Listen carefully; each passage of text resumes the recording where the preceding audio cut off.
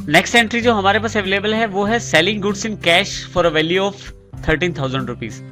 13,000 की हमने गुड्स बेची है लेकिन कैश बेची है। ये डेट सेम है 5/4/2010 और जो वैल्यू है गुड्स की वो 13,000 रुपए है। लेकिन इसमें खास बात यह है कि अब की बार जो गुड्स सोल्ड आउट की हैं वो कैश हैं। इसके एंट्री के लिए फिर से हमें सेल वाउचर का इस्तेमाल करना पड़ेगा। अब यदि यहाँ देखें तो अकाउंटिंग वाउचर्स क्रिएशन में मैंने फिर से सेल्स वाउचर सेलेक्ट किया हुआ है। आप F8 से सिलेक्ट कर सकते हैं या सेल्स बटन दबा के भी से सिलेक्ट कर सकते हैं। 5 तारीख पहले से है इसलिए मुझे डेट चेंज करने की आवश्यकता नहीं है। जैसे ही एंटर करता हूं मेरे पास रेफरेंस पूछा जाएगा। रेफरेंस डालने के पश्चात जैसे ही मैं एंटर करता हूं फिर से मेरे पास यहाँ उस अकाउंट की जानकारी मांगी जाएगी जो अकाउंट में डेबिट करना चाहता हूं। तो क्योंकि यहाँ मेरे पास कैश अकाउंट डेबिट होगा तो मैं जैसे ही C प्रेस करता हूँ यहाँ मेरे पास list of ledger account available हो जाएंगे। उसमें से मैं कैश चुन लेता हूं। जो गुड्स सोल्ड आउट की गई है उनकी वैल्यू 13,000 रुपए है तो मैं डेबिट कर देता हूं 13,000 रुपए। जैसे एंटर प्रेस करता हूं देखिए 2 वाला ऑप्शन सेलेक्ट हो जाएगा जिसमें मुझे क्रेडिट अकाउंट की जानकारी देनी है जो कि मेरे पास लिस्ट ऑफ लेजर अकाउंट के अंतर्गत सेल्स है। जैसे सेल्स सेलेक्ट करता हूं मेरे पास देखिए यहाँ क्रेडिट में खुद ही 13,000 रुपए अवेलेबल हो जाता है। उसी के अकॉर्डिंग ही हमारे पास कैश और सेल्स का जो बैलेंस है वो भी अपडेट हो जाता है साथ के साथ। जैसे मैं एंटर प्रेस करता हूँ नरेशन वाले बॉक्स पे पहुंच जाता हूँ मैं। नरेशन लिखने के पश्चात आप एंटर कीजिए। जैसे आप एंटर करते हैं एक्सेप्टेंस का जो मैसेज आपके पास अवेलेबल हो जाता है। मैं ये जैसे यस करता हूँ मेरे पास सेल्स का जो वाउचर है वो एंटर हो जाता है। नेक्स्ट ट्रांजैक्शन जो हमारे पास अवेलेबल है वो 6/4/2010 की है। इसमें हमने 4500 रुपए CNC एंड कंपनी को पे किए हैं। ये CNC कंपनी हमारे क्रेडिटर्स हैं जिनसे हमने 5,000 रुपए का माल खरीदा था। इनको हमने 4500 रुपए पे किए हैं। क्योंकि हमने पे किए हैं इसलिए इसकी एंट्री हमारे पास पेमेंट वाउचर के अंतर्गत आनी चाहिए। पेमेंट वाउचर का चुनाव करने के लिए आप F5 शॉर्टकट का प्रयोग कर सकते हैं या बटन टूल बार पे जो आपके पास बटन अवेलेबल है वहां से पेमेंट ऑप्शन को क्लिक करके आप पेमेंट वाउचर ले सकते हैं। देखिए अकाउंटिंग वाउचर क्रिएशन स्क्रीन पर पेमेंट वाउचर अवेलेबल हो गया है। यहाँ आप सबसे पहले देखें तो डेट ऑलरेडी 5/4/2010 है। आप चेंज करना चाहे तो यहाँ से चेंज कर सकते हैं। जैसे एंटर करता हूँ यहाँ मैं डेबिट कर सकता हूँ उस अकाउंट को जिसको मैं पेमेंट देना चाहता हूँ। इसके लिए क्योंकि मेरे पास जो अकाउंट है जिसको मुझे पे करना है वो CNC कंपनी है तो मैं C जैसे ही प्रेस करता हूँ CNC यहाँ पे एक list of ledger accounts available हो जाता है जिसमें CNC एंड कंपनी को सिलेक्ट कर सकता हूँ।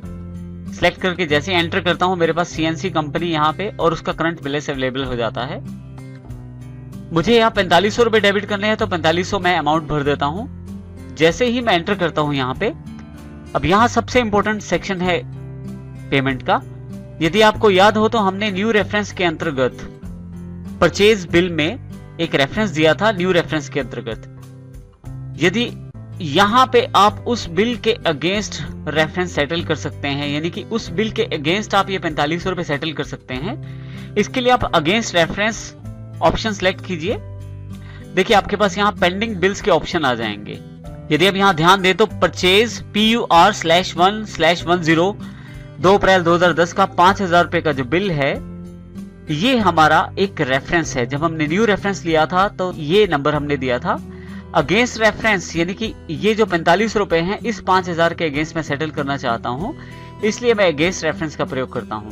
जैसे मैं इसको सिलेक्ट करता हूं देखिए यहाँ पे अमाउंट 45 रुपए हो जाता है और इसी तरह से जब मैं एंटर प्रेस करता हूं तो देखिए यहाँ पे फिर से अब क्रेडिट लेजर मुझे बतानी है। जब मैं एंटर करता हूं यहाँ पे तो क्योंकि मैंने पे करना है वो भी कैश तो जैसे C प्रेस करता हूं तो मेरे पास यहाँ लिस्ट ऑफ लेजर अकाउंट से मैं यहाँ से कैश अकाउंट चुन सकता हूँ। लिस्ट ऑफ लेजर अकाउंट से जैसे कैश सेलेक्ट करता हूँ एंटर करता हूँ मेरे पास यहाँ पे ऑटोमेटिकली क्रेडिट 45 रुपए हो जाते हैं।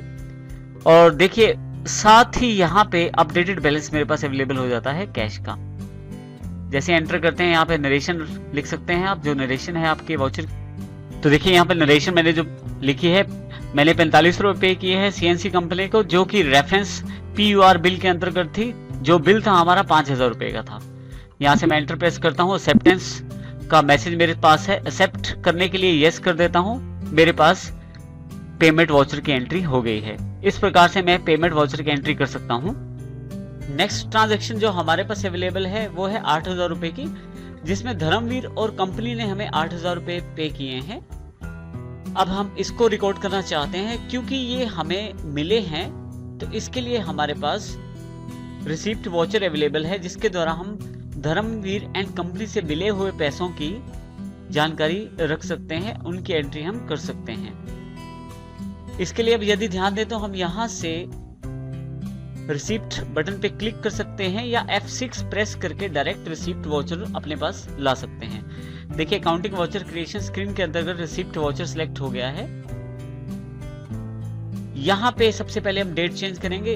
हमारे पास जो डेट है वो 6 तारीख है वॉचर की, तो मैं यहाँ 6 कर देता हूँ। जैसे एंटर करता हूँ मेरे पास 2 ऑप्शन सिलेक्ट हो जाता है। यहाँ मुझे जिस व्यक्ति का अकाउंट मुझे क्रेडिट करना है या जिस कंपनी का मुझे अकाउंट क्रेडिट करना है उसका नाम मुझे यहाँ दे, क्योंकि हमें पैसे धर्मवीर एंड कंपनी से मिले हैं तो मैं यहाँ डी प्रेस करता हूँ।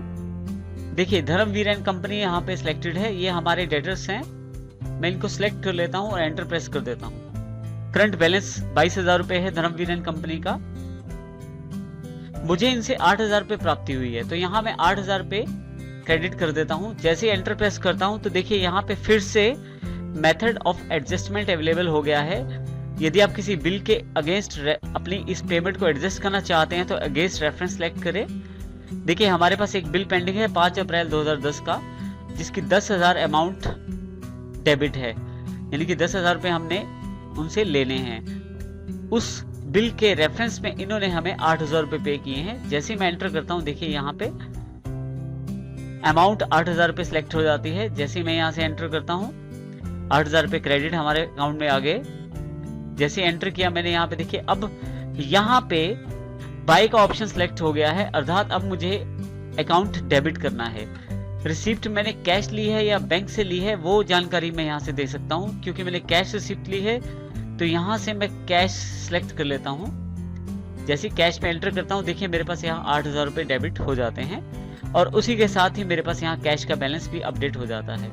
इसके पश्चात जैसे ही मैं एंटर करूंगा नरेशन के लिए बॉक्स अवेलेबल हो जाएगा। यहाँ मैं नरेशन लिख सकता हूँ। नरेशन टाइप करने के पश्चात जैसे ही आप एंटर करते हैं आपके पास फिर से एक्सेप्ट का मैसेज है, आप इसे येस करके एक्सेप्ट कर सकते हैं। जैसे एक्सेप्ट करते हैं रिसिप्ट की एंट्री आपके पास हो जाती है।